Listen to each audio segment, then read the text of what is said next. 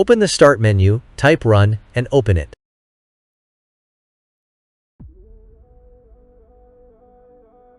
In the Run dialog box, type appwiz.cpl and hit Enter.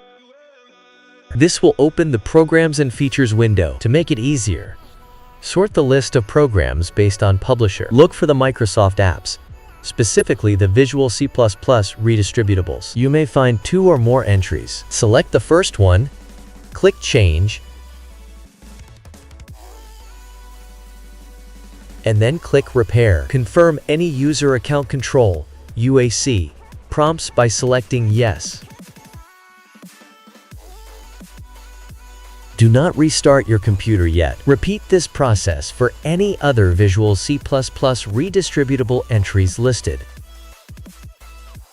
Make sure you are selecting Repair and not Uninstall. Open the Start menu again, and this time, type CMD from the search results. Right-click on Command Prompt and select Run as Administrator. Confirm any UAC prompts by selecting Yes. In the Command Prompt window, run the following commands. I will leave them in video description.